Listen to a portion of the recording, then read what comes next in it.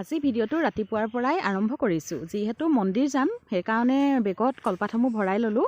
আমাৰ বাইদেউহঁত আহিছে চিতলাই মন্দিৰত শৰাই দিবৰ কাৰণে, সেইটো কাৰণে বাইদেউহঁতৰ লগতে ভাবিলোঁ ময়ো গৈ চাকি এগছ জ্বলাই আহোঁ।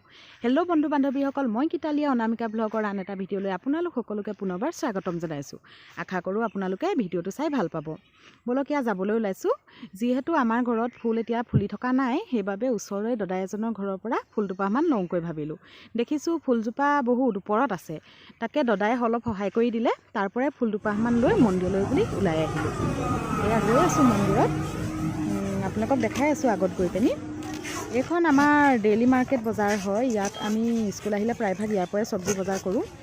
যিহেতু শৰাই দিব বাইদেউ আৰু মায়ে, সেইবাবে ভাবিলে মানে ফল মূলখিনি ইয়াতে লৈ লয়। এয়া আহিছে, মায়ে ফল মূল ল'বলৈ লৈছে আৰু বাইদেৱেও ইয়াত চাইছে ফল মূল কি লোৱা হয়। কল আছে, আপেল, আঙুৰ, বগৰী, ডালিম আছে, তাৰে অলপ অলপ বাইদেৱে আৰু মায়ে লৈ লৈছে।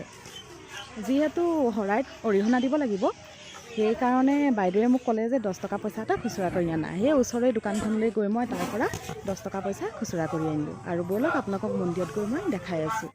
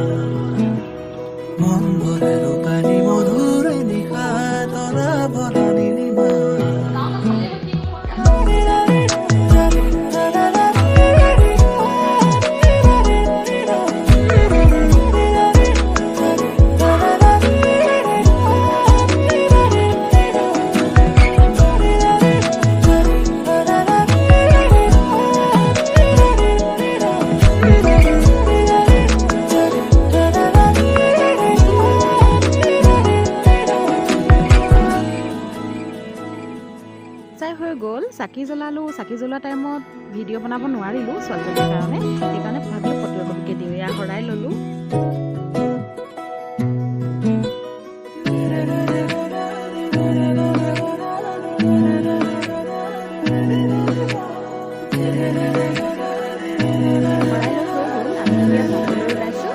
আপোনালোকে ভিডিঅ'টো কেনেকুৱা পালে জনাবলৈ নাপাহৰিব।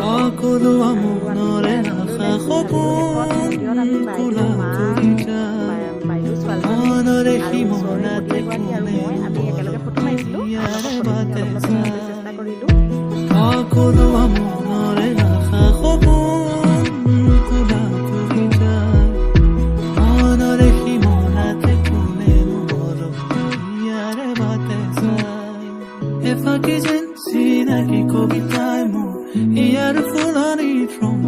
আজিলৈ ভিডিঅ'টো ইমানেই। লগ পোৱাৰ আশাৰে নমস্কাৰ।